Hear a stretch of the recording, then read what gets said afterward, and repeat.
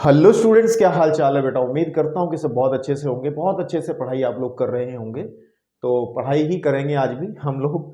तो आज हम लोग बात करेंगे पढ़ाई की और एक्सरसाइज 1.3 के इंट्रोडक्शन की बात करेंगे। इंट्रोडक्शन के अंदर दो टॉपिक डिस्कस करने हैं। एक फलनों का संयोजन क्या होता है, एक व्युत्क्रमणीय फलन क्या होते हैं। ये दो चीजें, composition functions and invertible function क्या होते हैं। और इस टॉपिक को शुरू करने से पहले बता दूं, अगर आप पिछले कुछ सालों के एग्जाम क्लास 12th के उठा करके देखोगे बोर्ड के पेपर्स के अंदर, तो आप देखेंगे कि 1.3 जो एक्सरसाइज जिसका इंट्रोडक्शन आज हम कर रहे हैं, इसमें से आपको एक क्वेश्चन तो मिल ही जाता है। 100% हमेशा मिलता है। कभी कभार हुआ होगा कि नहीं आया, लेकिन इस एक्सरसाइज से एक सवाल जरूर मिलता है। तो चलिए इसको हम अच्छे से पढ़ेंगे। जब मिलता है तो हम इसको करेंगे भी, है ना। और आज इंट्रोडक्शन करते हैं, नेक्स्ट लेक्चर में एक्सरसाइज के क्वेश्चन को सॉल्व करेंगे। इंट्रोडक्शन जरूरी होता है, इंपॉर्टेंट होता है। तो उम्मीद करता हूं कि इसको बहुत ध्यान से आप लोग देखोगे और फिर एक्सरसाइज के क्वेश्चंस को खुद ब खुद सॉल्व करोगे। ठीक है। तो चलिए, अब हमें पढ़ना क्या है। बेसिकली सबसे पहले हम लोग जो पढ़ेंगे, एक बार किताब मैं भी उठा लूं अपने हाथ में और आप भी सुनिश्चित कर लें कि आपके पास आपकी किताबें हैं या नहीं हैं। ठीक है। चलिए, ठीक है, ओके। तो हम लोगों को पढ़ना है, सबसे पहले पढ़ेंगे हम लोग फलनों का संयोजन। कंपोजिशन ऑफ फंक्शन अंग्रेजी में कहते हैं। आपको अगर क्लास 11th की हम लोग बात करें, फिर कहोगे सर 11th को ज्यादा उठा के घूमते हो आप, लेकिन भाई साहब क्या करें, मैथ से कनेक्शन है ये। हमने जब फलन पढ़े थे, है ना, फलन पढ़े थे और फलनों फलनों का हमने ना फलनों का हमने बीजगणित पढ़ा था। ठीक है, थोड़ा सा कनेक्शन, बीजगणित पढ़ा था। और उस बीजगणित के अंदर हमने मान के चलो एफ तथा और जी, हमने दो फलन लेके चले हैं और हमने वहां पर फलनों का योग भी पढ़ा था, फलनों का घटाना भी पढ़ा था और वहां पर हमने फलनों का गुणा भी पढ़ा था और वहां पर हमने फलनों का डिवीजन यानी कि भाग भी पढ़ा था। तो ये सारी संक्रियाएं हमने पढ़ के आए थे, है ना। अब हम लोग पढ़ेंगे फलनों को कैसे संयोजन करते हैं, इनका एक के अंदर एक को कैसे संयोजित करते हैं, कंपोजिशन कैसे कहते हैं, कॉम्बो कैसे बनाते हैं, मिक्स कैसे करते हैं, उसको ध्यान देना है। ये पढ़ लिया, कुछ लेना देना नहीं है। हाँ, ये है कि एक दो क्वेश्चंस में मैं एक दो बात करूंगा तो बताता चलूंगा, दिक्कत नहीं है। ठीक है। तो ज्यादा डेफिनेशन की तरफ जाने से पहले मैं जस्ट एक अच्छा सा एग्जांपल लेकर के आपको समझाता हूं कि देखिए, मान लो, अभी 2 मिनट में समझ में आ जाएगा ये। माना कि हमारे पास में एफ एक्स एक फंक्शन है, एफ एक्स एक फंक्शन है जिसको मैंने कह दिया एक्स स्क्वायर है। ठीक है। एफ एक्स की डेफिनेशन ये है कि एफ क्या करता है, एफ के पेट में जो भी चीज आती है वो एक्स स्क्वायर बना देता है। और हम अगर तथा एक दूसरा फंक्शन हम डिफाइन कर रहे हैं जी एक्स, और जी एक्स को सपोज कर लो मैंने कह दिया x+5 है। कितना? x+5 है। बड़े सिंपल से। तो ये दो फंक्शन है, तो इनका संयोजन कैसे होता है, ठीक है ना। इनका संयोजन बेसिकली दो तरीके से होता है। दो फंक्शन है, मैं एग्जांपल से समझा रहा हूं, जनरली बात नहीं कर रहा हूं, तो इजीली समझ में आ जाएगा। एक संयोजन कहलाता है गोफ, GOF, गोफ। आप पढ़ोगे GOF, आपने जब पेपर उठाओगे ना तो इस तरीके का ही सवाल देखने को मिलेगा, GOF। एक तो होता है GOF, इसका क्या मतलब है, क्या है, मैं अभी क्लियर करूंगा। एक तरीके से तो ऐसे हम लोग संयोजन कर सकते हैं, एक तरीका और होता है और उसको हम कहते हैं फोग, FOG, फोग। कुछ लोग फोग पढ़ते हैं लेकिन F(G) हम इसको पढ़ते हैं, इसको G(F), G का F, है ना, और F(G), इन दो चीजों को साथ में, जैसे हम लोग, क्योंकि ये भी फलन ही होते हैं, तो यहां पर हम लोग इसके साथ भी x, जैसे fx होता है, gx होता है, ऐसे गोफ x भी होगा और फोग x भी होगा।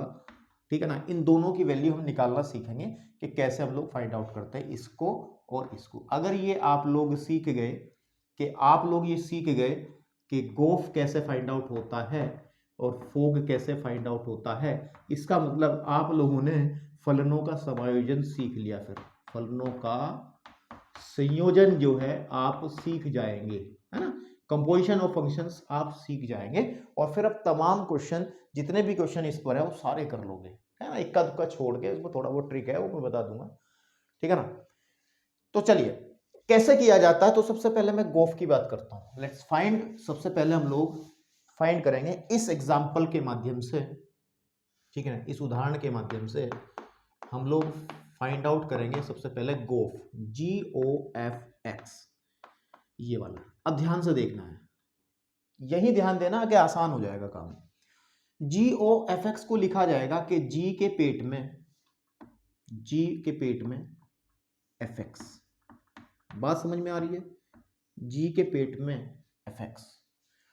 भाई हम लोग जब पढ़ते थे FX को कहते थे, मेरी भाषा को आप ध्यान दो, को F ऑफ X है ना, F ऑफ X, यानी कि X का F के अंडर में क्या इमेज बनेगा वो हम देखते थे, है ना। जैसे FX इज इक्वल टू हमारे पास x स्क्वायर है, तो मैंने कहा कि F1 निकालेंगे तो यहाँ पर 1 का स्क्वायर हो जाएगा, F2 निकालते थे तो 2 का स्क्वायर हो जाएगा।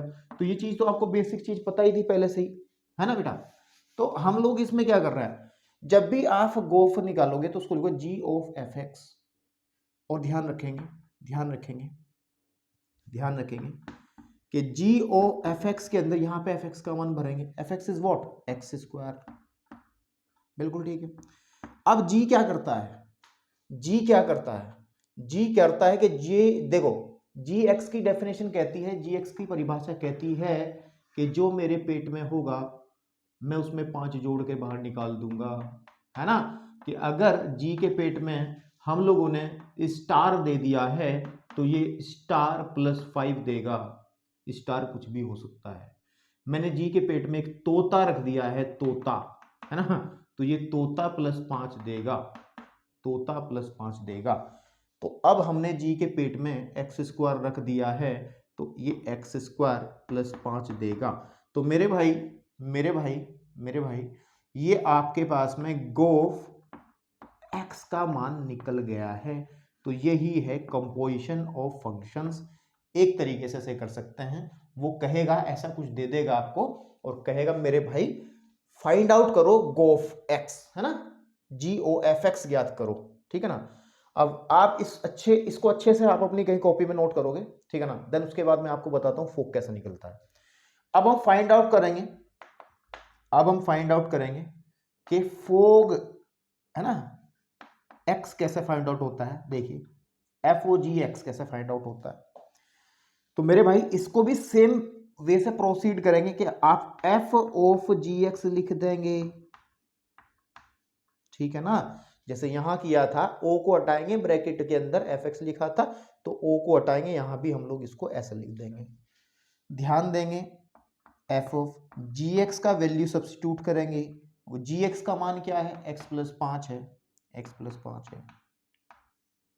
तो अब देखो F की परिभाषा क्या कहती है। F कहता है कि जो मेरे पेट में आएगा उसका मैं स्क्वायर कर दूंगा, जैसे मैंने अभी बताया था। तो F के पेट में अगर कुत्ता आता है, ठीक है ना, तो ये कुत्ते का स्क्वायर कर देगा। तो यहां पर F के पेट में x + 5 है, तो यहां पे ये x + 5 का स्क्वायर कर देगा। चाहो तो सॉल्व कर दो, नहीं तो यही, यानी कि ये FOGX का मान ऐसे फाइंड आउट हो जाएगा। तो ये है फलनों का संयोजन। 2 तरीकों से कर सकते हैं, नंबर 1, नंबर 2। बिल्कुल ठीक बात है। उम्मीद करता हूं आपको समझ में आ गया होगा, ठीक है ना। F और G भी आ सकता है या फिर कुछ और फंक्शन भी आ सकता है। सपोज कर लीजिए, मैंने एक एग्जांपल को थोड़ा सा और बढ़ा करके आपको बताता हूं। मान के चलो कि एक फंक्शन और है, माना HX इस बार एक फलन है और HX इन्होंने दे दिया sin x। क्या दे दिया, sin x। और मुझे कह रहा है GOHX ज्ञात करो। बात समझ पा रहे हो। तो यहां F की जगह वो आ गया, तो देखो क्या करते हैं, GOHX कैसे निकलेगा, जो मैंने बताया वही करेंगे कि GOHX, बात समझ रहे हो। GOHX का वैल्यू कितना है, HX का वैल्यू कितना है, sin x। और फिर हम कहेंगे G क्या करता है, G के पेट में जो आता है उसमें 5 जोड़ देता है, तो sin x में वो 5 जोड़ देगा, तो ये GOX आ जाएगा, GOHX आ जाएगा। तो ऐसे भी कर सकते हैं, ठीक है ना। या कोई कहेगा सर जी HOG होग निकालो, x निकालो, है ना, ऐसे भी निकाल सकते हैं हम लोग। इसका मतलब है एच ऑफ जी एक्स निकालना है, ठीक है। तो एच ऑफ जी एक्स क्या है, जी एक्स हम मान के चले x+5 है, x+5 है। एच की डेफिनेशन क्या है, एच कह रहा है कि मेरा जो वैल्यू है एच एक्स साइन एक्स के बराबर है, जो मेरे पेट में आता है वो साइन के पेट में रख देता हूं। तो इसका मतलब ये आ जाएगा साइन ऑफ x+5। तो दिस इज व्हाट, ये आ गया इतना। तो मुझे लगता है मुझे अच्छे से समझ में आया होगा, मतलब मुझे लगने लगा है कि आपको कंपोजिशन ऑफ फंक्शन समझ में आ गया होगा, ठीक है बेटा। अब सुनो, अब सुनो, जो हम लोगों ने पढ़ा है, ठीक है ना, हम लोगों ने पढ़ा है अभी अभी, हमने पढ़ा है अभी भी कि जी ओ एफ पढ़ लिया एक, तो है ना, ऐसे पढ़ते हैं, या एफ ऑफ जी, ये भी तो फंक्शन ही है भाई, ये भी तो फलन ही है, ठीक है ना, ये भी तो फलन ही है, आप देख पा रहे हैं ये भी तो फलन ही है, ठीक है ना। जैसे हमारे पास गो ऑफ एक्स की वैल्यू कितनी आई थी, अभी अभी हमने गो ऑफ एक्स की वैल्यू हमने निकाली थी x² + 5, है ना। मुझे किसने कहा कि एफ गो ऑफ 1 की वैल्यू बताइए, तो इट मीन्स व्हाट, आपको करना क्या है, आपको करना क्या है, जहां भी x होगा 1 भर दोगे, तो 1² + 5 दैट इज इक्वल टू 6। तो गो ऑफ 1 की जो वैल्यू है वो कितनी आई, 6 आई। तो मतलब क्या है, मतलब क्या है कि ये भी तो एक फंक्शन के तरीके से ही काम करता है ना मेरे बेटे, है ना। तो इसका मतलब क्या है कि गोफ जो जी ओ एफ एक्स है, जी ओ एफ एक्स है, तथा है ना आपके पास में एफ ऑफ जी एक्स है, या ये कहें इन दोनों को ना लिख करके, है ना, हम ये कहते हैं कि फलनों फलनों के संयोजन से प्राप्त, ठीक है ना, प्राप्त, जैसे जी ओ एफ या एफ ओ जी भी फलन होते हैं, फलन होते हैं। और जब ये फलन होते हैं, भले ही हमने यहाँ फंक्शन डिफाइन करते समय कोडोमेन डोमेन की बात नहीं करी है, जो कि जरूरत नहीं पड़ी हमें, तो इसका मतलब इनके भी डोमेन और कोडोमेन होंगे। भाई साहब कोई फंक्शन होता है, F x is any function, तो सबसे पहले हम लिखते हैं कि फंक्शन कहां से कहां तक है, जैसे हम लिखते थे कि रियल नंबर से रियल में है, या सेट ए से सेट बी में है ना। तो ऐसे हम डिफाइन करते थे ना। तो जो फंक्शन होगा, ये डेफिनेट सी बात है, उसका डोमेन भी होगा, कोडोमेन भी होगा। एक तो डोमेन यानी कि जिसको हम प्रांत कहते हैं वो भी होगा, जिसको हम प्रांत कहते हैं वो भी होगा। कोडोमेन को भी हम डिफाइन कर सकते हैं, जो कि सहप्रांत है। और ध्यान रहे, एक हमारा एक रेंज होती है जिसका बहुत यूज किया हमने, यानी कि परिसर को भी हम लोग, ठीक है ना, देख सकते हैं। तो जरा एक बार एक छोटे से एग्जांपल से देखते हैं कि इनका मतलब डोमेन कोडोमेन वगैरह किस तरीके से हम लोग डिफाइन करते हैं, ठीक है। चलिए देखिए, मैं एक बहुत सिंपल एग्जांपल से आपको 2 मिनट में बता दूंगा कि डोमेन कोडोमेन क्या होगा। मान के चलो कि एक एफ एक्स एक फंक्शन है, एफ एक्स एक फंक्शन है, एफ एक्स एक फंक्शन है, एफ एक फंक्शन है जो सेट ए से बी के अंदर है। मतलब कोई सेट ए से बी है, मैं किसी स्पेशल सेट को नहीं लेके चलता, ना रियल नंबर, ना वास्तविक संख्याओं का समुच्चय, ना फिर मतलब प्राकृतिक संख्याएं, मैं कुछ नहीं, मैं तो ए बी सेट लेके चल रहा हूँ, कुछ भी हो सकते हैं, क्वेश्चंस में देखेंगे। और हमारे पास में एक दूसरा फंक्शन है जी, जो कि बी से सी के अंदर है, बी से सी के अंदर है।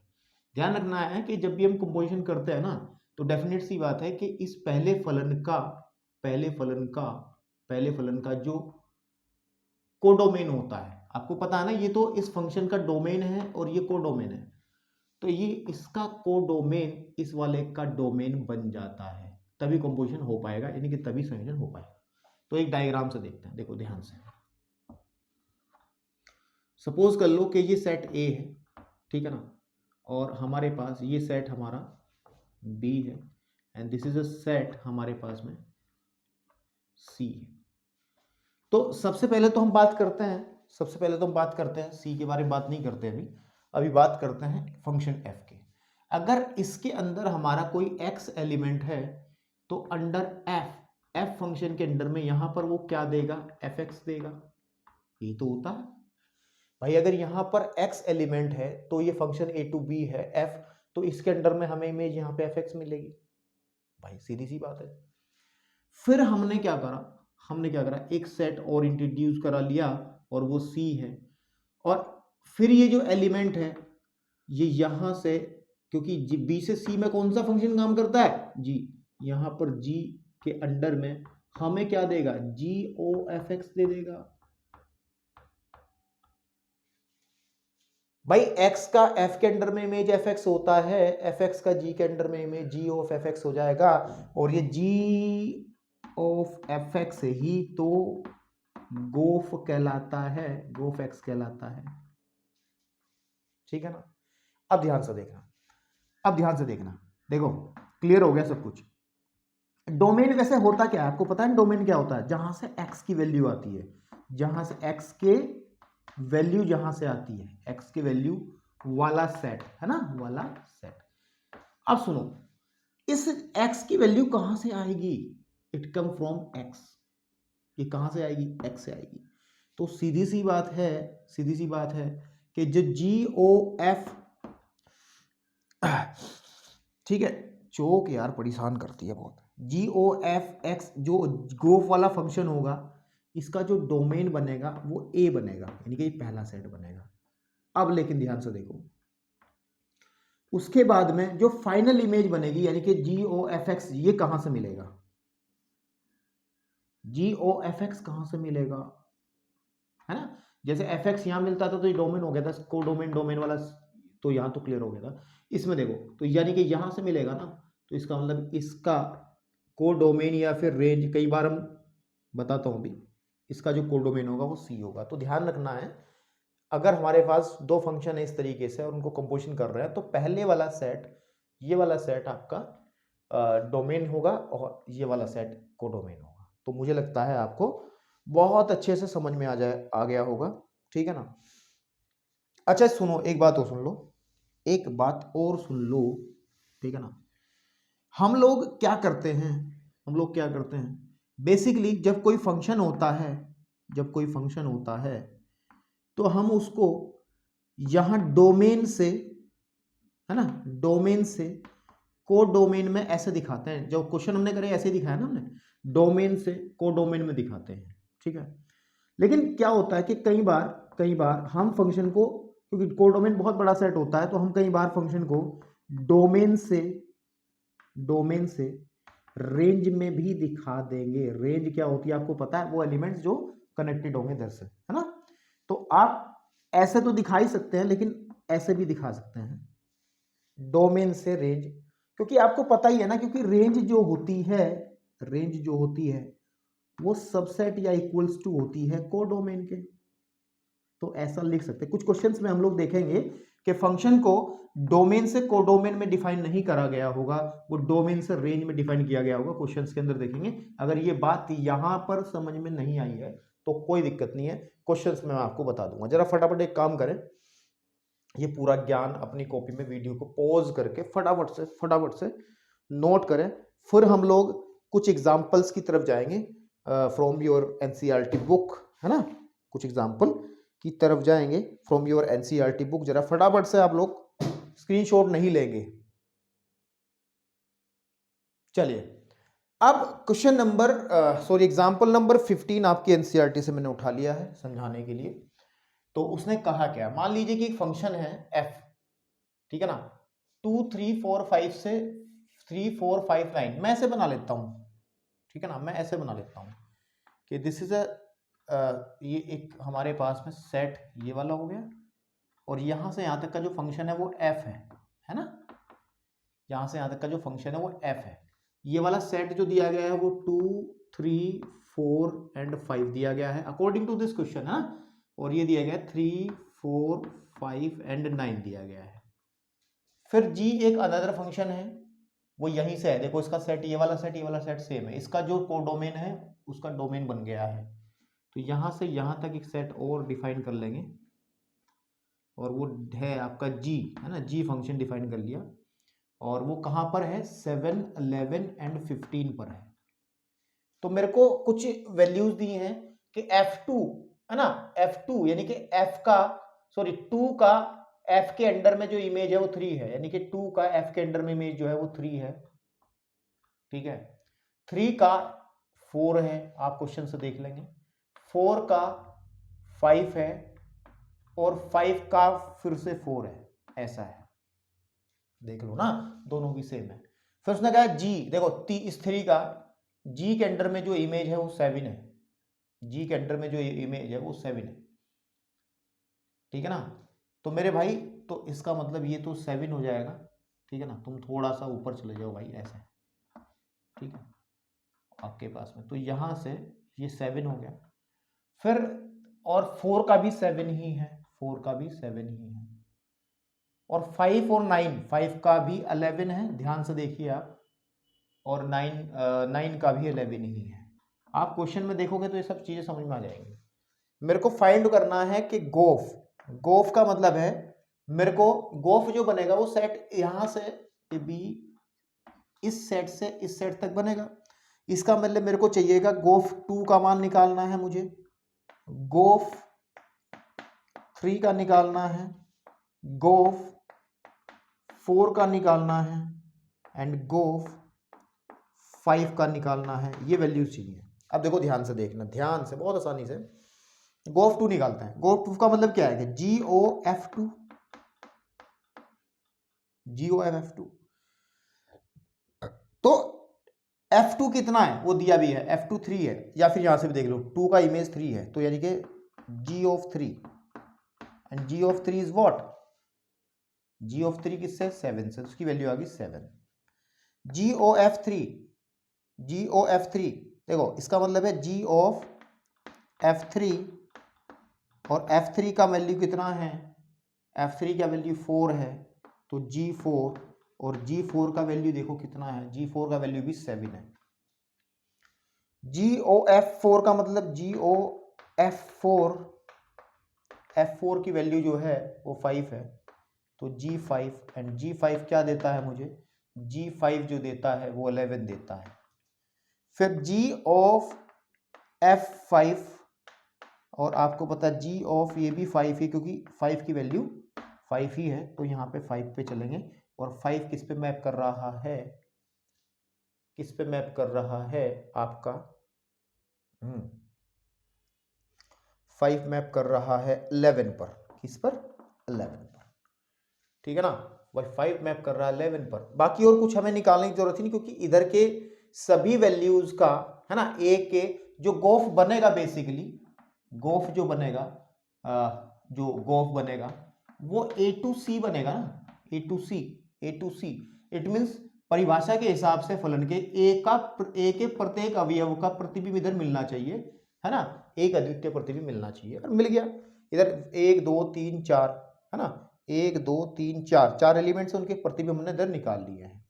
तो मतलब क्या हुआ, तो इसका मतलब हमारे पास में अगर मैं गोफ को लिखूंगा तो सेट ये कहां से कहां तक होगा, सेट ए क्या कहलाएगा, 3 4 5 है ना, 2 3 4 5, 2 3 4 एंड 5 से कहां पर होगा, ये सी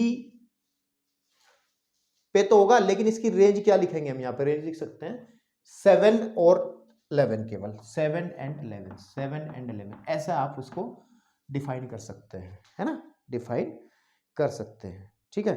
ऐसा लिखना चाहो तो लिख दो, कोई दिक्कत नहीं है ना आपके पास में, नहीं तो अगर आप इतना भी छोड़ के आओगे तब भी दिक्कत नहीं है।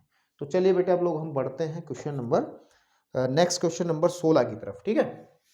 चलिए क्वेश्चन नंबर 16 की लैंग्वेज आप लोग पढ़ें, फटाफट से देखें अपनी किताबों में, ताकि जल्दी से हम लोग फिर अपना एक टॉपिक है अगले वाला इनवर्टिबल फंक्शन, है ना, उसको हम लोग देखेंगे क्या है।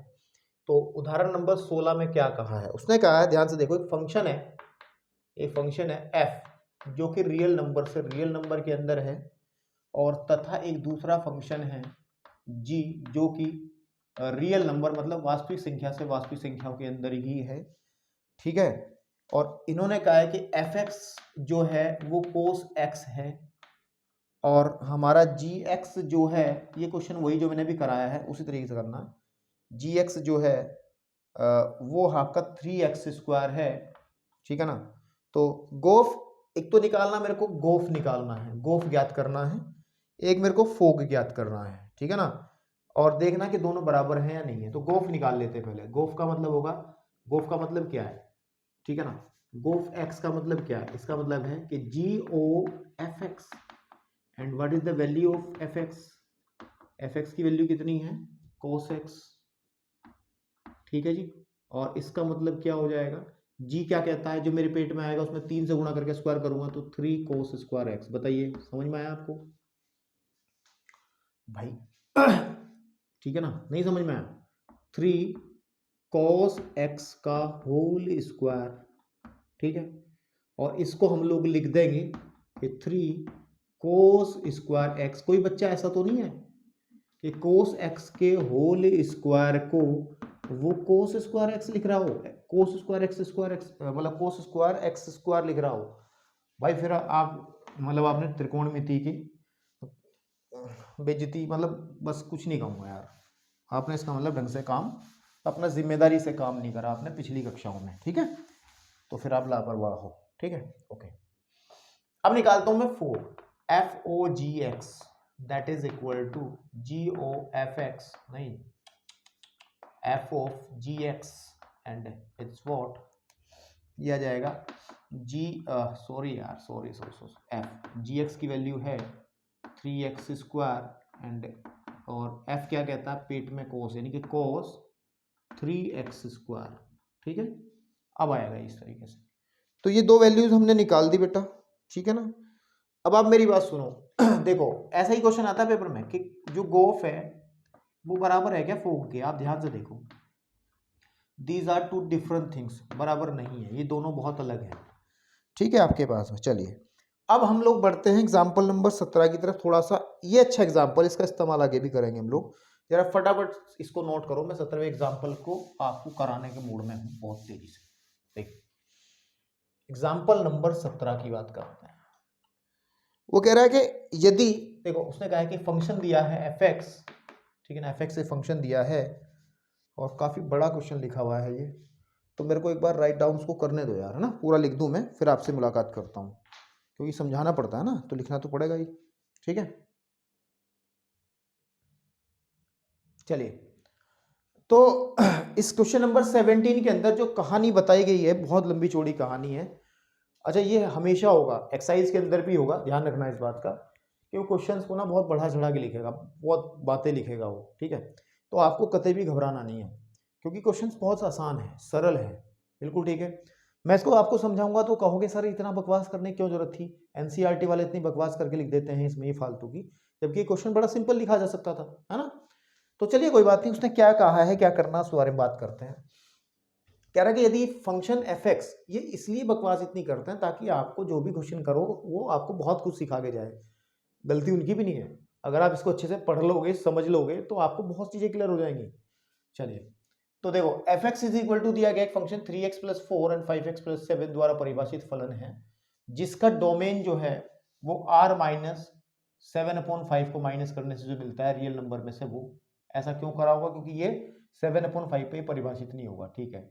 और उसका कोडोमेन ये है। फिर ऐसे फंक्शन एक gx है द्वारा परिभाषित है और उसका डोमेन ये वाला है, कोडोमेन ये है, प्रदत्त है, ठीक है। सीधी कीजिए कि जो फोग होगा वो आई ए होगा, ये आई ए क्या है मैं बता रहा हूं अभी, और जो गोफ होगा वो आई बी होगा। आई ए आई बी क्या है, ध्यान रखना है कि अगर आई ए हमारे पास में आई ए एक्स, ये कहलाता है तत्समक फलन, यानी कि आइडेंटिटी फंक्शन, क्लास 11 में बताया था। आइडेंटिटी फंक्शन का मतलब एक ऐसा फलन जो पेट में आ रहा है, जो तो वही निकाल दे रहा, मतलब पछता ही नहीं है कुछ भी भाई के, रोटियां खाई तो रोटियां ही बाहर निकाल दी, है ना। तो अगर एफ एक्स एक फंक्शन होता है ना, याद करो कि अगर वो एक्स के ही बराबर हो, एफ में अगर मैं 2 डालूं तो 2 ही निकल के बाहर आ जाए, तो इस तरीके के फंक्शन को हम क्या कहते थे, तत्समक फलन कहते थे 11th क्लास में, आइडेंटिटी फंक्शन। वहां पर इसको आई एफ ना लिख करके फिर हम लोग आई से रिप्रेजेंट करते थे, आई से, आई मतलब आइडेंटिटी, तत्समक मतलब आइडेंटिटी फंक्शन, अंग्रेजी में इसको आइडेंटिटी फंक्शन भी कहते हैं, आइडेंटिटी फंक्शन, है ना आपके पास में। तो छोटी छोटी बातें आपको बहुत काम में आएंगी जब आप बड़े हो जाओगे। तो मेरे भाई हमें क्या करना है, बेसिकली हमें ये करना है कि जब हम गोफ निकालेंगे, यानी जो फोग निकालेंगे, वो आई ए आएगा, आई ए का मतलब छोड़ो एक्स आएगा, ठीक है। और जब आप गोफ निकालोगे ठीक है ना, तो भी हमारा x ही आएगा, ठीक है ना। तो अब देखते हैं, ठीक है ना, देखते हैं, करते हैं। उसके बाद a क्या है, अब a सुनो, इस पूरे सेट को भाई साहब बोल रहे हैं a है, इस पूरे सेट को, ठीक है ना, नहीं इस वाले को नहीं, इस वाले को नहीं, इस वाले सेट को भाई साहब बोल रहे हैं कि ये b है, ठीक है। तो कोई बात नहीं, हम तो अपना काम करते हैं, हल करते हैं, बाकी बातें होती रहेंगी। मैं निकालना चाहता हूं सबसे पहले फोग ही कहा है उसने, एफ ओ जी एक्स, इसका मतलब है एफ ऑफ जी एक्स, ठीक है जी, and f of g x का वैल्यू कितना है मेरे भाई, जी एक्स इज वॉट, वो लिखा है यहाँ पे देखो, तो देखो 7x plus 4 upon 5x minus का 3, थोड़ा कैलकुलेशन बढ़ जाएगा, है ना। अब सुनो, अब सुनो, यहां से हम लोग नीचे लिखेंगे, तो मेरा जो फोग आएगा एफ ओ जी एक्स आएगा, बेसिकली वो बराबर किसके होगा, एफ की डेफिनेशन लगाओ, जहां जहां एक्स है वहां पर ये भर दोगे आप, तो ये डेफिनेशन थी, तो आ जाएगा 3 इंटू ये वाला 7x plus 4 upon 5x minus 3 and plus 4 बटे, ये बात समझ में आ रही नहीं आ रही, आ गई होगी, 7x plus 4 upon 5x minus 3 and minus का प्लस का 7, प्लस का 7। अब मेरी बात ध्यान से सुनो, करा क्या, एफ एक्स की परिभाषा जो पेट में आता है वो ऐसे कर देता 3x, लेकिन अब पेट में क्या है, ये तो खराब सी चीज है, ये हमारे पास में ये चीज है, तो जहां जहां x है वहां पर हम लोग इसको भर देंगे, इसको सॉल्व करते हैं एलसीएम लेकर के, तो एलसीएम लेंगे, थोड़ा डायरेक्ट करूंगा मैं, 3 की मल्टीप्लाई भी कर रहा हूँ साथ साथ एलसीएम भी, 7 या 21x प्लस 4 या 12 प्लस 5 20x माइनस के 12 बटे 5x माइनस 3 बटे, नीचे आ जाओ, 5 से 35x, 5 20 प्लस, ठीक है ना, प्लस 5 से 35x माइनस के 7 के 21 बटे 5x माइनस 3, एक बार मैं देख लूँ एफ एक्स मैंने सही लिखा नहीं लिखा, एफ एक्स मैंने सही लिखा नहीं लिखा, बिल्कुल गलत कर दिया है काम, क्योंकि एफ एक्स के अंदर हाँ, लुक एट दिस वन, तो हम लोग, ठीक है,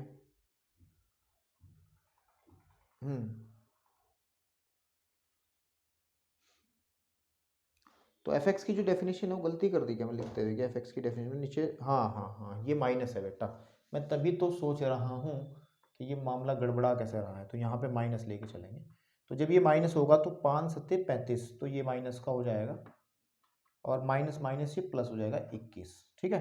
अब देखो ये वाला पोर्शन इससे कट जाएगा इजीली, ऊपर देखो, ऊपर ध्यान से देखो, ऊपर ध्यान से देखो, इस 12 से 12 कट जाएगा, और यहाँ 35 से 35, तो फाइनली बचेगा क्या, देखो ऊपर बचेगा 41x बटे 20, और ये हो गया 41, 41 से 41 कटा, कितना आ गया, x आ गया, तो वो यही तो चाह रहा था कि फोग कितना आ जाएगा,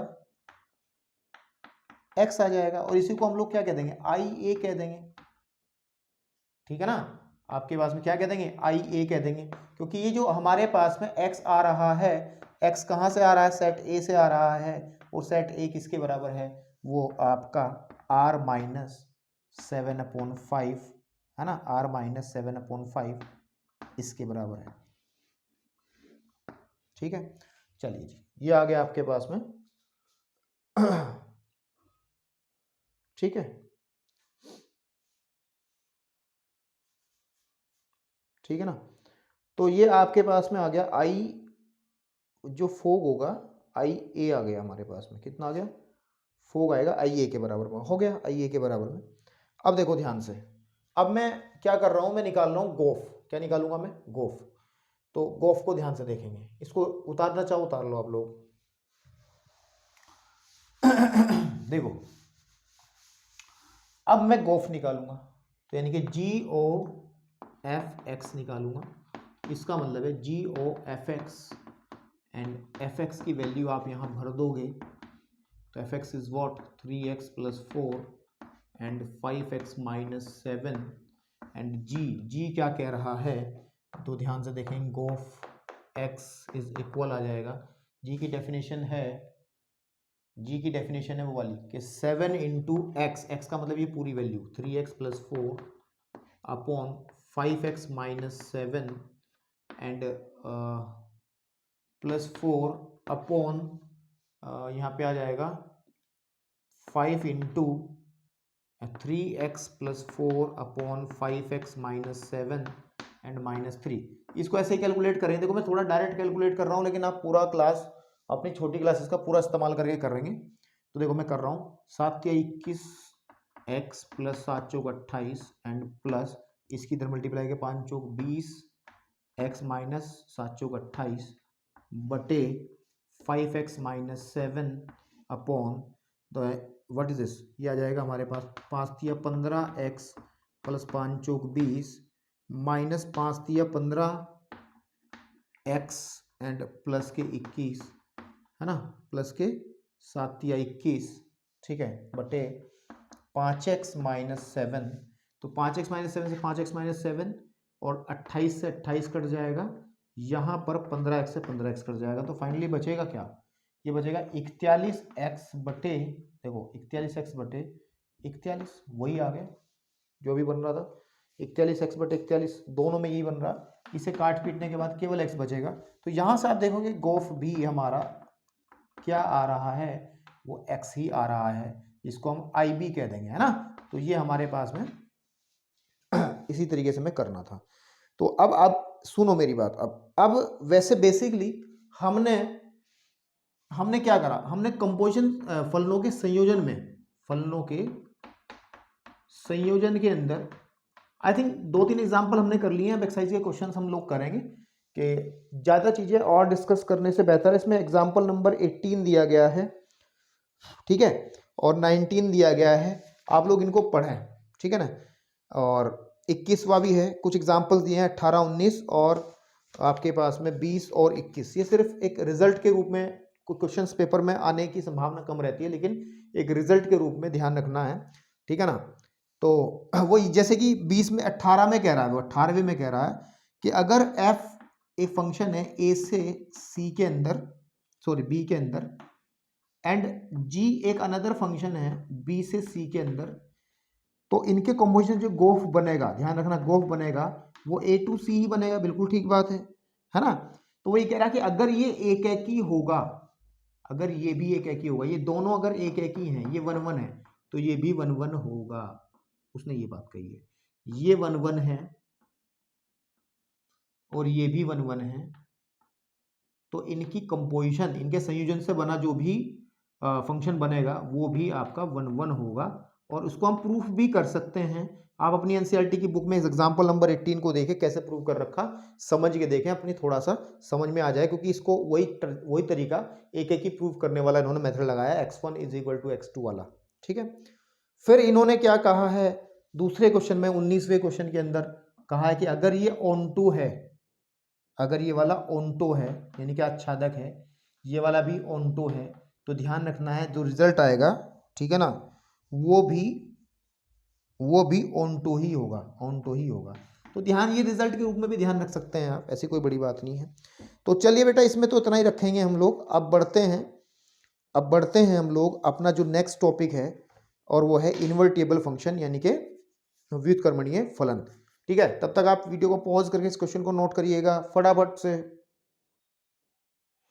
चलिए बेटा, अब इस लेक्चर के दूसरे टॉपिक की बात करते हैं, और जो कि ये भी अच्छा इंपॉर्टेंट टॉपिक है, इससे भी क्वेश्चन आ जाता है। और उसकी डेफिनेशन में पहले लिख चुका हूं, लेकिन डेफिनेशन में अभी दिमाग नहीं लगाएंगे, थोड़ी देर पहले समझेंगे। व्युत्क्रमणीय फलन यानी कि इन्वर्टिबल फंक्शन कौन सा फंक्शन होता है, तो पहले समझ ले। सबसे पहले एक बड़ी छोटी सी बात आपको बताऊं। सपोज कर लो एक फंक्शन है मेरे पास, और जो मुझे 3x प्लस के 5 दे रहा है, सपोज कर लीजिए। जब मैं इस फंक्शन में x इज इक्वल टू 2 रखता हूं, x इज इक्वल टू 2 रखता हूं, तो मेरे को एक fx यानी कि f2 मिलता है। और वो f2 मिलता है जब मैं 2 रखूंगा, 2 3 6 और 1 5 11। बिल्कुल ठीक बात है, यही तो है प्रोसीजर कि इस फंक्शन में x इज इक्वल टू 2 रखो तो हमारे पास में वैल्यू मिल जाती है 11। बिल्कुल ठीक है। अब अगर हमारे पास कोई ऐसा मेथड हो जिससे हम लोग क्या करें, हम fx को है ना आपके पास में, हम अगर fx को 11 रख दें, fx को 11 रख दें और वापस से value x is equal to 2 निकाल लें, रिवर्स कर दें। हम क्या करते हैं, अमूमन क्या करते हैं, x की वैल्यू रख करके हम लोग fx की वैल्यू निकालते हैं, ये प्रोसेस चलता है ना।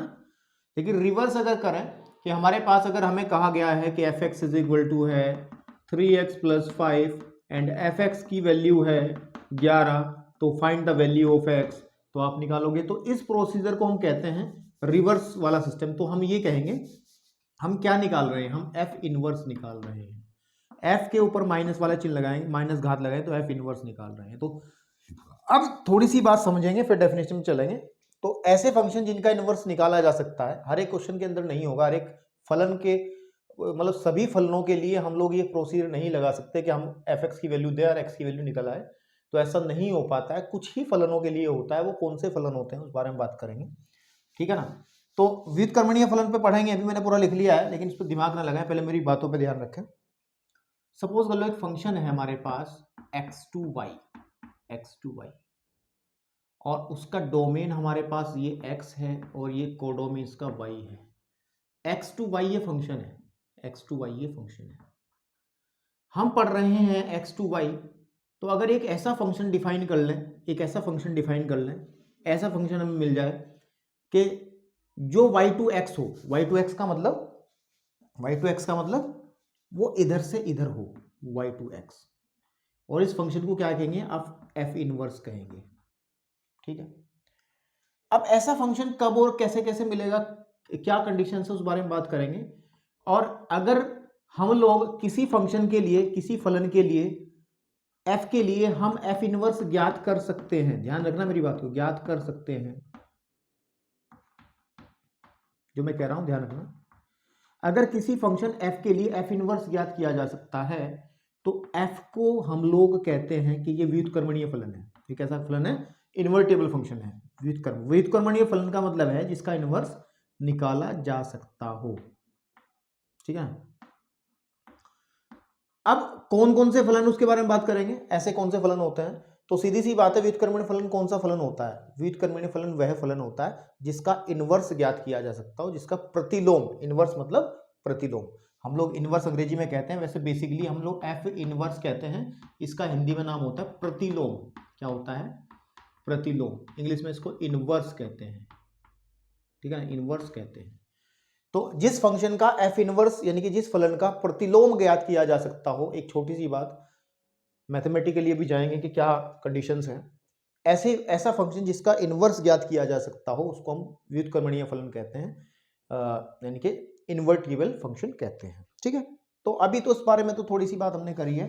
अब देखो मैथमेटिकली किस फंक्शन को हम ऐसा कहेंगे, एक डेफिनेशन है आपके एनसीईआरटी में, उसी को मैं बहुत अच्छे से समझाऊंगा, आपको समझ में भी आएगी।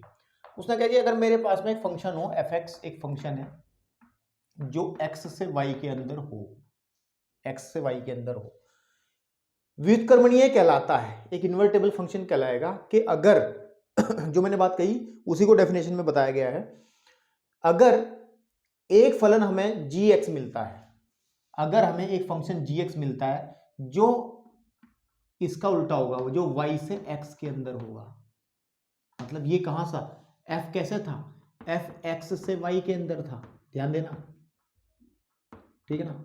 और हम g की बात कर रहे हैं, g कहां से है, g y से x के अंदर है, इंटरचेंज कर दिया हमने, बात समझ रहे हो, ठीक है ना। आपके पास में वो कह रहा है कि अगर मेरे पास एक फंक्शन हो x से y के अंदर और एक फंक्शन हमें ऐसा मिल जाए, ऐसे फंक्शन का अस्तित्व हो, अस्तित्व का मतलब वो मिले हमें, अस्तित्व तो उसी का होता है जो दिखता है, मिलता है, ऐसा फंक्शन हमें मिल जाए कि जो y से x में होगा, है ना, y से x में होगा, फिर हम क्या करेंगे, फिर हम ये दो चीज चेक करेंगे। फिर हम पहले निकालेंगे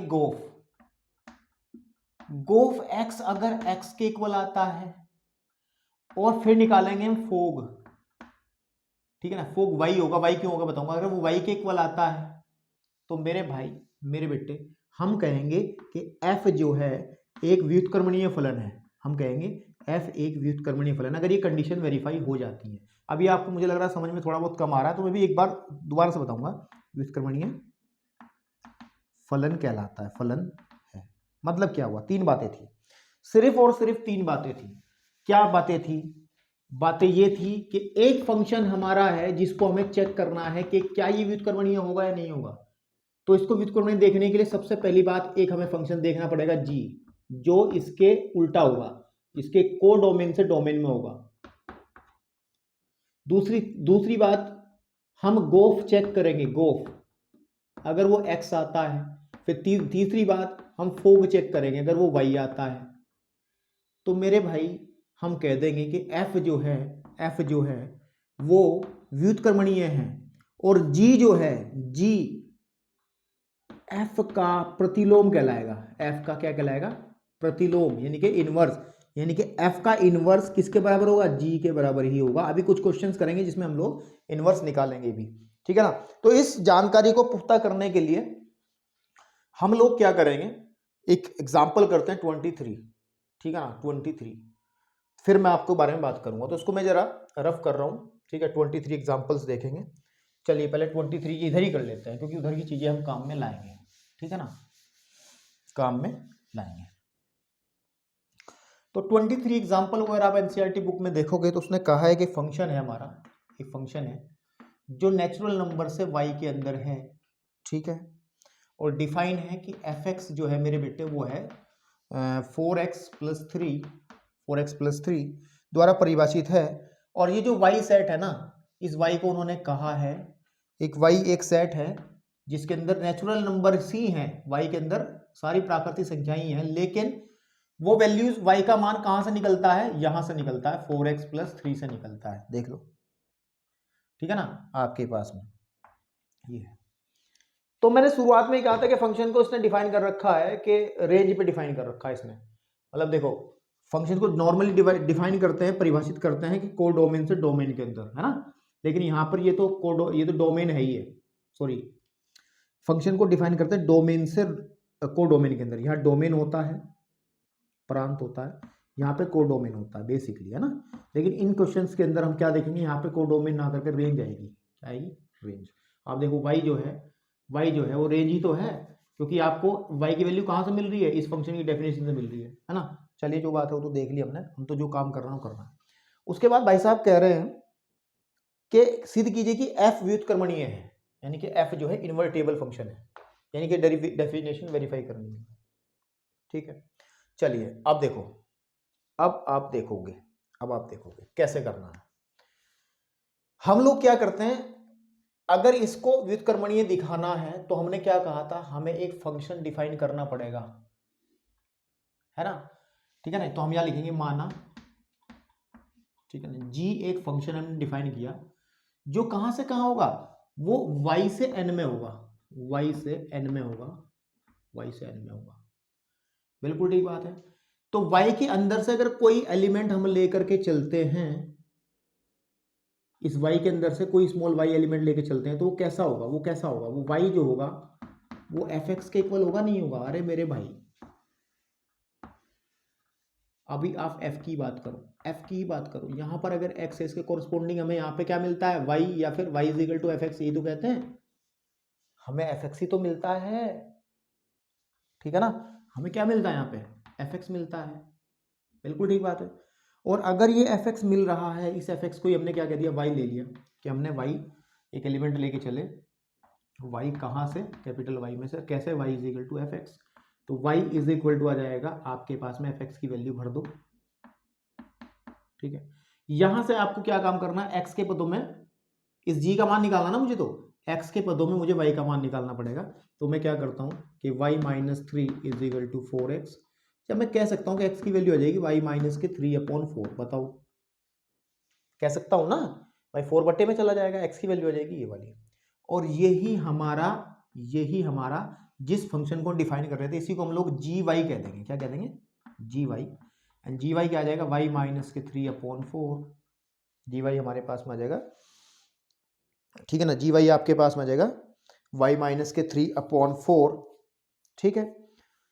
तो बस फिर अब आप क्या करोगे, अब आप क्या करोगे, आपके पास में fx है, आपके पास में है fx, सरल सवाल हो गया 4x + 3, और आपके पास में gy है एक फंक्शन दूसरा y - 3/4, तो आपको ये निकालना है, ये और ये। सबसे पहले गोफ निकालते हैं, GOFX, देखो ध्यान से, इसको होगा GOFX, ऐसे दोगा तो GOFX की वैल्यू भर दो, ठीक है।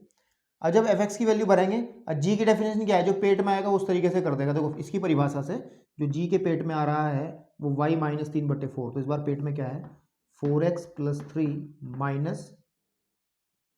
3/4, 3 से 3 कट जाएगा, और आप देखेंगे कि गोफ जो है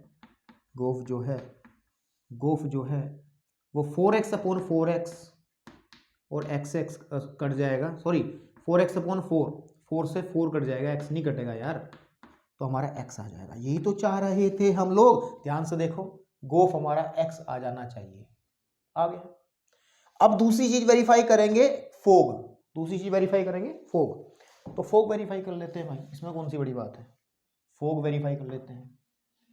देखिए फोग x को कैसे करेंगे, फोग y निकालते हैं ना, फोग y निकालते हैं, तो फोग y होता है f ऑफ gy।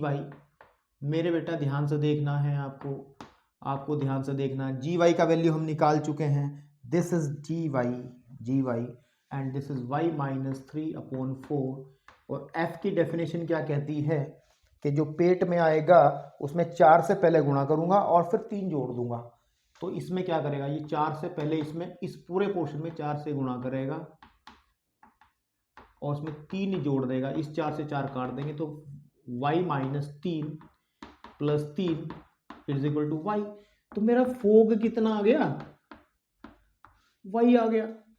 और ये तो कंडीशन थी कि अगर ये x आता ये y आता, देखो ये x आ गया ये y आ गया, तो हम लिख देंगे अतः फलन जो f है n से लेके y तक इन्वर्टिबल है, क्या है, व्युत्क्रमणीय है, व्युत्क्रमणीय,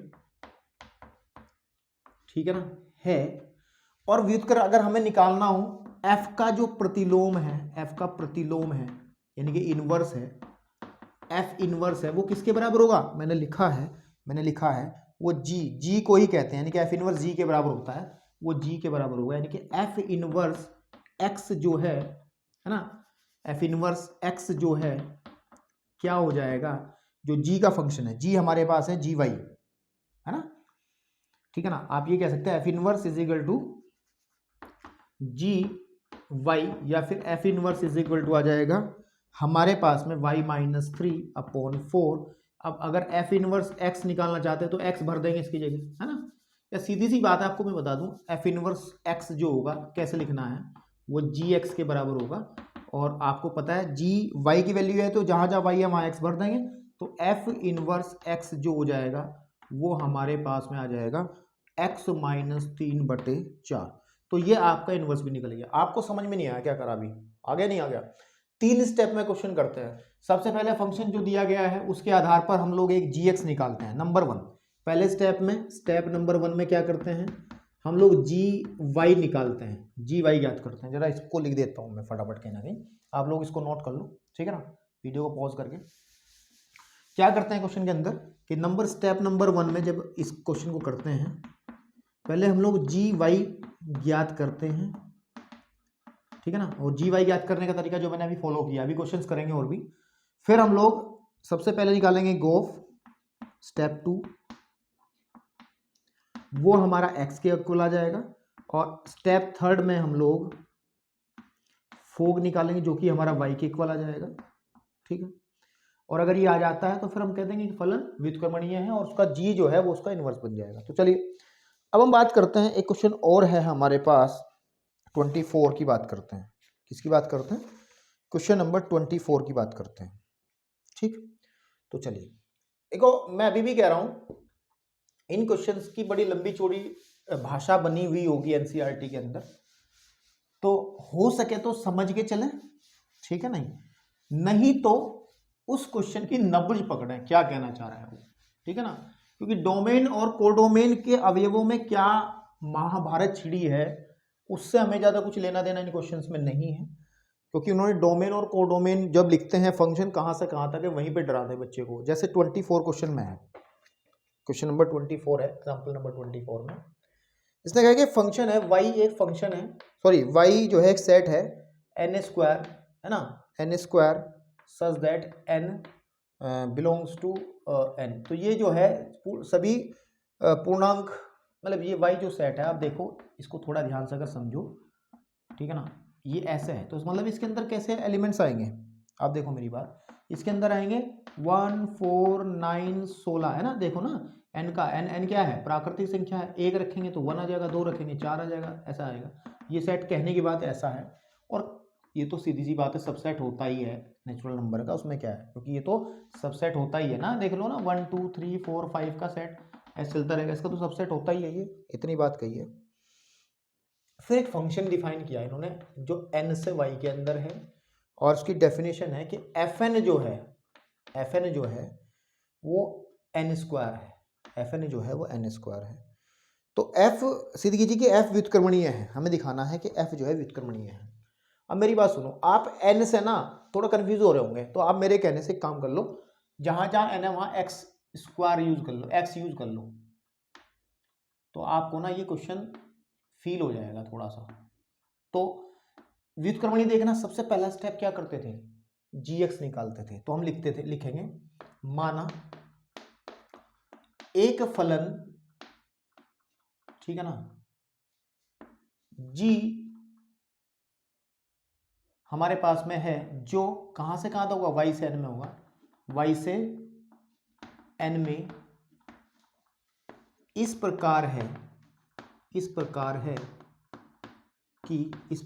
कि इसमें से अगर मैं y में से कोई एलिमेंट लेकर के चलता हूं स्मॉल y, तो ये जो y है वो fx के इक्वल रहेगा, किसके इक्वल रहेगा, fx के। gx निकालने का तरीका यही होता है, fx की वैल्यू कितनी है, x स्क्वायर, तो यहां से x का मान निकाल लो, x इज इक्वल हो जाएगा under root y, x is equal हो जाएगा अंडर रूट y, और मेरे भाई यही gy यही फंक्शन हमारा बन जाएगा, यही हमारा फंक्शन बन जाएगा, ये हमारा, ठीक है। चलिए अब हमारे पास fx है, fx क्या है, एक्स स्क्वायर है, एंड gx हमारे gy क्या है हमारे पास, अंडर रूट y है। तो हम सबसे पहले निकालेंगे गोफ x, है ना, जो कि x के बराबर होना चाहिए, तो go fx, that is go fx की वैल्यू कितनी है, एक्स स्क्वायर, g क्या कहता है, मेरे पेट में जो आएगा उसको अंडर रूट में ले जाऊंगा, under root of X square, हमारे पास x आ जाएगा। फिर हम निकालेंगे फोग ऑफ x, तो आ जाएगा f of gx and f of gy होता है, क्योंकि वो देखो सुनो मेरी बात, हमारे पास जो g डिफाइन होता है वो y से उल्टा होता है ना, तो इधर की तरफ तो हम y लेते हैं, इधर x लेते हैं, तो इसीलिए हम लोग क्या करते हैं, यहाँ पर y हम जो सेट लेते हैं, ये जो y एलिमेंट क्यों उठाते हैं, अब यहाँ x क्यों नहीं लेते, x यूं नहीं लेते क्योंकि जो फंक्शन है, ध्यान से देखो उसमें कंफ्यूजन नहीं रखना आप लोगों को, वरना तो दिक्कत हो जाएगी, क्योंकि जो हमारे पास फंक्शन है बेसिकली जो फंक्शन f है वो तो इधर से इधर डिफाइन है, ठीक है ना, x से सॉरी नेचुरल नंबर से y के अंदर है, लेकिन जो g होगा, g तो इधर से इधर डिफाइन होगा ना, g तो इसके अंदर, ये तो उसका डोमेन का काम करेगा ना, फिर g के लिए ये डोमेन का काम करेगा, यानी कि g जो फंक्शन हो जाएगा उसमें ये y हो जाएगा, उसका कोडोमेन जो है वो n हो जाएगा, तो g का जो एलिमेंट उठाएंगे हम तो y में से तो y ही एलिमेंट उठाएंगे, समझ में आई बात नहीं, दूसरे साइड में से y ही उठाएंगे, इसलिए y लेते हैं। तो हम लोग यहाँ पे gy लिखेंगे और gy की वैल्यू रख देंगे, वो है अंडर रूट y, और f क्या करता है, जो पेट में आता है उसका स्क्वायर कर देता है, अंडर रूट y का whole square, that is equal to y। तो हो गया भाई, क्योंकि आप देख पा रहे हैं ये x के बराबर हो गया, ये y के बराबर हो गया, अतः f व्युत्क्रमणीय है ना, और f इनवर्स अगर निकालेंगे तो वो किसके बराबर होगा, g के बराबर होगा, यानी कि f इनवर्स x जो है वो आपका आ जाएगा, जो आपने g निकाला था, इसमें x रख देंगे, सिर्फ कितना, इसमें रख देंगे अंडर रूट x, उठाओ, ठीक है। F inverse is equal to g होगा, तो f inverse x is equal to g का जो होता है अंडर रूट वाई होता है, लेकिन हम तो एफ के साथ एक्स लेके चलेंगे तो हम तो ऐसे कर लेंगे इसको, नो प्रॉब्लम। ठीक है, तो मेरे भाई एक अब मुझे लगता है काफ़ी चीज़ें इसमें आप समझ गए होंगे, ठीक है ना। अब आप मेरी बात सुनो, अब एक एग्जाम्पल और है इसके अंदर जिससे हमारी चीज़ें ये इन्वर्टेबल फंक्शन वाली थोड़ी सी पुख्ता हो जाएंगी। तो 25 करते हैं, फिर एक आध नोट मुझे लिखवाना है और उसके बाद हम लोग एक्सरसाइज के क्वेश्चन करने के लिए चलेंगे फिर, ठीक है। तो जरा 25 पे चलते हैं, क्वेश्चन नंबर 25, क्वेश्चन नंबर 25, ठीक है। अच्छा एक बात सुनो, इस 25 से पहले मेरे दिमाग में एक बात बहुत देर से आ रही है। कोई फंक्शन x टू y है, ठीक है ना, हम इसके लिए g निकालते हैं y टू x। क्या आप समझ पा रहे हो g कब निकलेगा? देखो सुनो, अगर ये फंक्शन है हमारा x से y f है, और मैं थोड़ा सा एग्जांपल लेके दिखाता हूं आपको, 1 2 3 4 a b c d, तो ये इससे कनेक्ट हो गया, ये इससे कनेक्ट हो गया, ये इससे कनेक्ट हो गया, इससे कनेक्ट, तो ये कैसा है? ये तो एक एक ही आच्छादक है ना,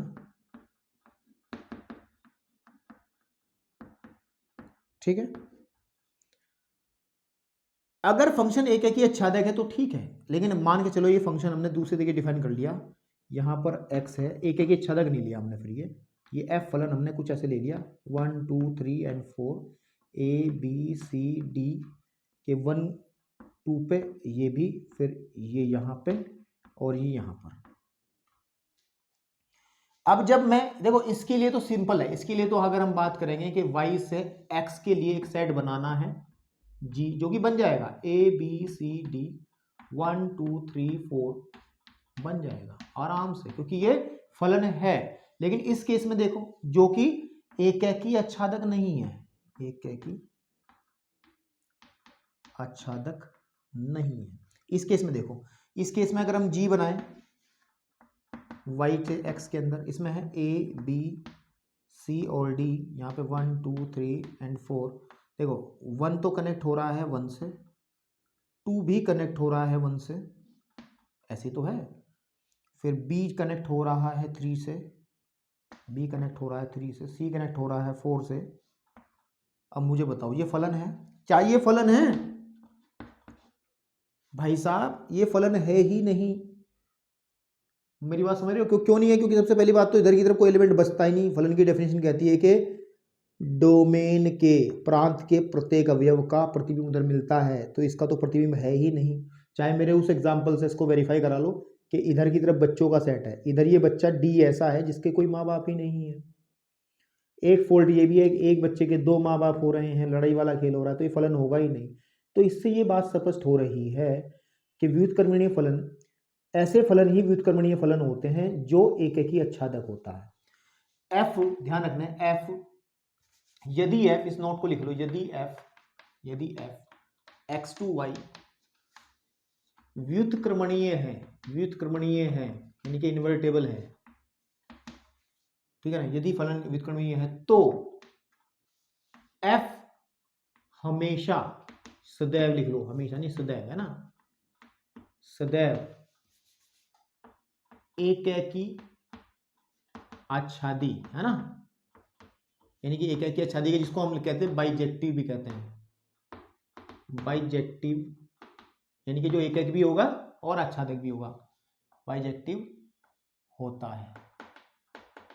अगर एकैकी आच्छादक नहीं है तो उसका इनवर्स होगा ही नहीं, क्योंकि उसके अंदर जी ही नहीं बनेगा। देखो सीधो मेरी बात सुनो कि भाई हम जब इनवर्स देखते हैं तो जी आना चाहिए ना, तो जी तो इस केस में बनेगा ही नहीं, जी केवल तभी बनेगा जब ये 1 1 on 2 होगा, है ना, जब ये एकैकी आच्छादक हो, बाइजेक्टिव होगा तभी। तो इस नोट को ध्यान रखें। तो अगर कोई फंक्शन आपको दे दिया जा रहा है कि F x is equal to, suppose कर लीजिए एक्स स्क्वायर दे दिया गया है, फंक्शन है आर से आर के अंदर, हमें कह रहे हैं कि सिद्ध करो कि ये व्युत्क्रमणीय है या नहीं है, इसके बारे में बात करो। तो एक तरीका तो ये है कि आप जो अभी तरीका बताया कि आप जी पहले आप गोफ, है ना, को एक्स के बराबर और फोग को वाई के बराबर दिखा दो, या अगर ये नहीं दिखाना चाहते तो आप क्या करो, इसको 1 1 on 2 दिखा दो, 1 1 on 2 दिखा दो। और अगर 1 1 on 2 हो जाएगा तो ध्यान रखना है कि प्रत्येक 1 1 on 2 फंक्शन इन्वर्टेबल होता है, व्युत्क्रमणीय होता है। हर एक 1/1/2 फंक्शन, 1/1/2 कह रहा हूं मैं, 1/1/2 यानी कि एक एक ही आच्छादक बाइजेक्टिव फंक्शन व्युत्क्रमणीय होता है, इसको ध्यान रखना है। तो चलिए इस नोट को फटाफट लिख लें, फिर हम 25वें पे चल रहे हैं, उसके बाद आप एक्सरसाइज के क्वेश्चंस में अपने हाथ पैर फेंक सकते हो, ठीक है ना। चलिए 25 क्वेश्चन नंबर 25 की बात करते हैं। थोड़ा सा ये 25 के अंदर है कुछ नहीं, ठीक है ना, बस एक भ्रम है हम लोगों का, मेरा, कि आप नहीं कर पाओगे, लेकिन कर लोगे। एफ एक्स एक फंक्शन दिया है, एफ एक फंक्शन दिया गया है जो कि एन से रियल नंबर्स के अंदर है, हमें कोई मतलब नहीं है, हम तो सिर्फ एफ एक्स को देख रहे हैं। देखो मैं बिना रेंज वेंज के बारे में क्वेश्चन करूंगा। 12x प्लस के 15, ठीक है ना आपके पास में। अब ध्यान दो, हमें देखना है कि ये व्युत्क्रमणीय है, ठीक है ना, और इसने कहा है एक फंक्शन हमारे पास में परिभाषित, एक फलन सिद्ध कीजिए कि F N to S, F N to S मतलब ये नहीं, ये फंक्शन है तो, लेकिन एन टू एस में देखना हमें, एन टू एस, एस क्या है, रेंज है इस फंक्शन की, एन टू एस व्युत्क्रमणीय है, तो इसका मतलब हमें क्या होगा, एन से एस के अंदर बात करेंगे हम लोग, एन से एस के अंदर बात करेंगे हम लोग, ठीक है। तो हमने क्या कहा था, तो एक फंक्शन माना g, एक फंक्शन डिफाइन कर लेते हैं, कहां से, s से n के अंदर, एक फलन है, एक फलन है, एक फलन इस प्रकार है, इस प्रकार है, किस प्रकार है कि अगर मैं कोई y एलिमेंट लेकर के चलता हूं फ्रॉम द s, तो हमारे पास y is equal to F X होगा। अगर y is equal to F X होगा तो एफ एक्स की वैल्यू यहां भर दो, ये तो काम करते आए आज तक। और यहां से x का मान निकालो, x का मान, यहां क्वाड्रेटिक इक्वेशन आ गई भाई, क्या आ गई, क्वाड्रेटिक इक्वेशन है कि द्विघात समीकरण। तो इसको कैसे करें, पूर्ण वर्ग बना लो, 4 कॉमन निकाल लो पहले, एक्स स्क्वायर प्लस के 12 3x, ठीक है आपके पास में, और प्लस 5 बाहर रख लो, तो y इज इक्वल टू आ जाएगा 4 इंटू, इसमें x square plus 3x, x के गुणांक के आधे का स्क्वायर जोड़ते थे, आधे का स्क्वायर घटाते थे, ये तो था आधे का स्क्वायर जोड़ते हैं, आधे का स्क्वायर ही घटाते हैं,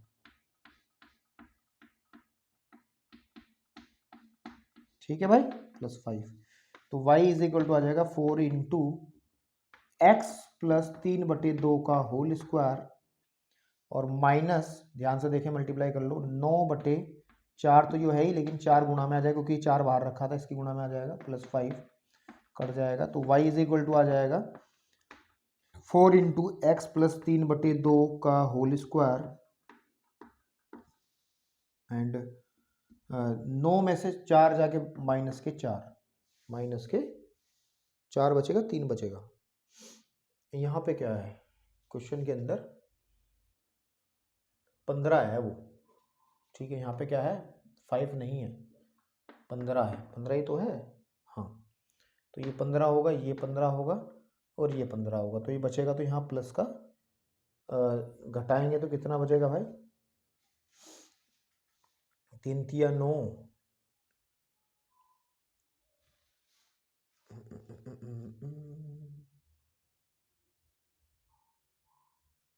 हमने पूर्ण वर्ग ही गलत बना लिया है शायद,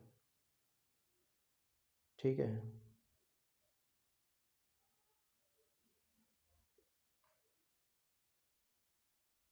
नहीं चलो ठीक है, हम कर रहे हैं, सही कर रहे हैं, तो यहाँ पे आ जाएगा आपका प्लस का 6 आ जाएगा। किताब में देख करके मैं कंफ्यूज हो गया, नहीं तो मैं ठीक कर रहा हूँ भाई, ठीक है जी, ओके। तो मेरा y जो निकलेगा मेरे भाई, y जो है, y इज इक्वल आ जाएगा, देखो मैं क्या कर रहा हूँ, 4 को अंदर ले जा रहा हूँ ताकि किताब से जुड़ जाऊँ, मैं 4 को अंदर लेके जा रहा हूँ, तो 4 को जब अंदर लेके जाऊंगा, क्योंकि स्क्वायर है तो यहाँ तो 2 आ जाएगा ना, 2x प्लस के 2 गुणे 3/2 का होल स्क्वायर, एंड प्लस के 6, ठीक है ना आपके पास में, ठीक है, प्लस के 6। तो अब ध्यान दो, मैं क्या कर रहा हूँ, y इज इक्वल टू, यह जाएगा 2x प्लस 2 से 2 कट जाएगा, 3 का होल स्क्वायर प्लस के 6, यहाँ से x का मान निकाल लो, क्या निकाल लो, x का मान, तो यह आ जाएगा y माइनस के 6, is equal to 2x plus के 3 का होल स्क्वायर, या फिर 2x प्लस 3 का whole square is equal to y minus 6, या फिर 2x plus 3 under root y minus 6, and अगर 2x इज इक्वल टू देखा जाए तो y minus 6 and minus 3 and x is equal to आ जाएगा अंडर रूट वाई। ये आ गया भाई हमारा gx, ठीक है जी, ये हमारा आ गया gy, एक फंक्शन बन गया। अब हम आगे का काम करेंगे, है ना, ये हमारा फंक्शन बन गया, ठीक है ना। तो अब हम क्या निकालेंगे, हम लोग निकालेंगे पहले गोफ, ठीक है। तो लेट्स फाइंड गोफ, है ना, फाइंड करो गोफ, GOF(x), एंड GOF(x) का मतलब GOF(x) आ जाएगा, and it will come GOF(x) कितना है, this is 4x square and plus 12x plus के 5, एंड यहाँ पे g की वैल्यू रखेंगे तो g का यहाँ रखेंगे ना मान, तो क्या आएगा, ध्यान से देखो, ध्यान से देखो, जी वाई ये कहता है जो मेरे पेट में है y माइनस 6, यहाँ पे y की जगह क्या भर देंगे, ये पूरा, तो आ जाएगा अंडर रूट में 4x स्क्वायर प्लस के 12x प्लस के 15 है ये, दिस इज 15 माइनस 3 अपॉन 2, ठीक है। तो इसको सॉल्व करो, नहीं इसमें और भी तो चीज़ें हैं यार, -6 भी तो है, -6 एंड -3, अब ध्यान दो, ये अंदर आ जाएगा 4x square plus 12x and ये बचेगा 9 -3/2, ठीक है आपके पास में, ठीक है ना। तो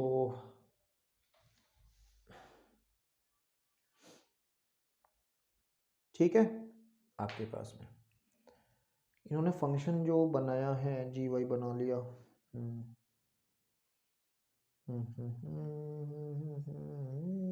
ठीक है ठीक है ठीक है ठीक है ठीक है ठीक है ठीक है बिल्कुल ठीक है। तो मेरे भाई अंदर अगर ध्यान से आप देखोगे तो a का स्क्वायर प्लस b का स्क्वायर प्लस 2ab वाला फॉर्मूला बन रहा है, तो अंदर हम लिख सकते हैं कि ये फॉर्मूला जो है वो 2x प्लस 3 के होल स्क्वायर का फॉर्मूला है, चाहे आप देख लो बटे 2। अब देखो स्क्वायर से रूट हट जाएगा तो 2x प्लस 3 माइनस 3 ये वाला बटे 2, 3 से 3 कटेगा तो 2x बटे 2, x कटेगा तो x आ गया। गोफ जो है वो हमें x दे रहा है, बस एक चीज और देखनी है हमें, और वो देखनी है फोग, क्या देखनी है, फोग, ठीक है ना। तो फटाफट इसको नोट करो, इतना मैं इधर से ले रहा हूं, मैं फोग इधर से निकाल दूंगा फिर, ठीक है। चलिए फोग, अब निकालते हैं फोग, FOGY निकालते हैं, तो f of G Y and what is y, तो f ऑफ जी वाई का मतलब है आपका under root of y minus 6 minus 3/2, है ना। तो f क्या करता है, जहां जहां x है वहां पे ये पूरा मेटेरियल भरो, 4 into under root of y minus 6 minus 3/2 का whole square plus 12 into under root of y minus 6,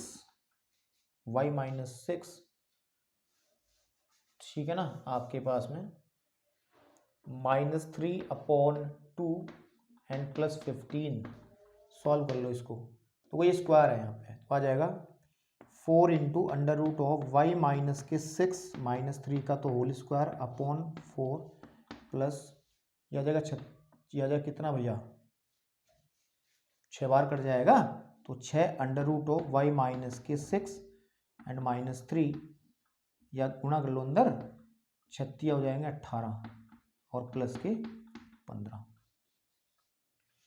अब 4 से 4 कटेगा, a माइनस बी का होल स्क्वायर का फॉर्मूला खोलो, तो a का स्क्वायर का मतलब अंडर रूट हट जाएगा, प्लस b का स्क्वायर मतलब 9 माइनस के 2ab, 2 तिया 6, है ना, 2 तिया 6, y minus 6 plus 6 under root y minus 6 minus यहाँ बचेगा कितना 3, ठीक है।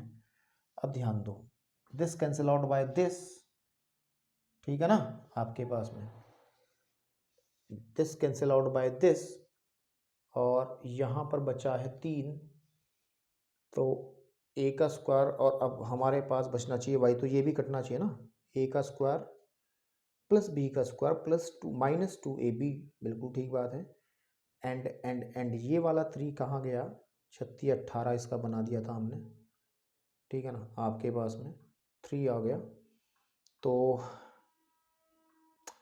ये कटना चाहिए, यहाँ पे आना चाहिए केवल y। तो कहाँ कैलकुलेशन में मिस्टेक हुई है भाई, देख लो एक बार।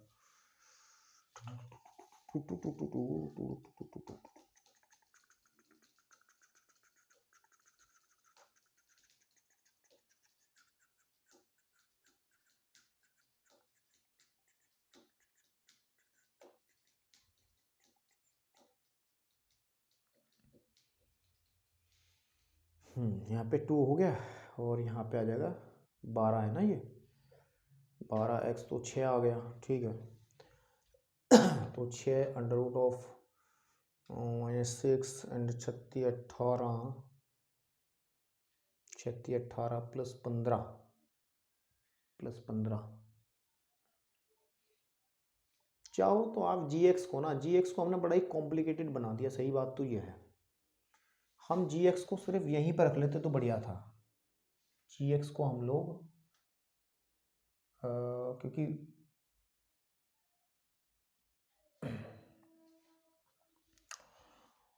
इसमें कहाँ मिस्टेक हुई है भाई, देखो मिस्टेक है इसमें छोटी सी कहीं ना कहीं, वो दिख नहीं रही है हमें। बेवजह की परेशानियों में हम लोग घूम रहे हैं यार। आप भी सोच, आपके दिमाग में आ गया होगा, देखो 6 माइनस का है, 3 माइनस का, तो माइनस के 9 और प्लस का 9 ये सब कैंसिल आउट हो जाएगा, तो y तो बच रहा है भाई। इसका मतलब फोग जो है, फोग y वो y के बराबर आ गया। इसका मतलब फंक्शन जो है वो व्युत्क्रमणीय है, और इसका इनवर्स भी हम लोग बता सकते हैं। इसका जो f इनवर्स है वो g के बराबर होगा, है ना। f इनवर्स x को हम लिख सकते हैं क्या, ये वाला फंक्शन के under root of x minus 6 minus 3/2। लिखना चाहो लिख दो, नहीं तो यहाँ भी छोड़ सकते हो, इतना भी छोड़ सकते हो। तो भाई अब एक बात सुनो मेरी बात, इसमें और एग्जांपल्स हैं, ठीक है, आप आराम से इनको बैठ के देखना, ठीक है ना, समझ के देखना, अगर आते हैं तो ठीक है, नहीं तो आप एक्सरसाइज के क्वेश्चन में सीधे चलना मेरे साथ। 28वां क्वेश्चन एक बढ़िया क्वेश्चन है जो पेपर में आ जाता है कभी कभी, तो आप लोग थोड़ा सा इसको ध्यान से देखना, ठीक है, क्योंकि हमने इस बारे में बात बता दी, 28वें क्वेश्चन को करने की हमने बात बता दी कि फंक्शन अगर एकैकी अच्छादक है तो वो व्युत्क्रमणीय हो जाएगा, अदरवाइज नहीं होगा। तो उसमें हमें फंक्शंस दिए गए हैं और आपको सिर्फ इतना ही चेक करना है 28वें क्वेश्चन में, 28वें एग्जाम्पल के अंदर, कि कौन सा एकैकी अच्छादक है। जो सा भी एकैकी अच्छादक हो जाएगा वही आपका व्युत्क्रमणीय हो जाएगा। तो हम लोग 1.3 के सॉल्यूशन की तरफ बढ़ते हैं फटाफट, ताकि हम लोग आगे सिलेबस को ले जा सकें। धन्यवाद।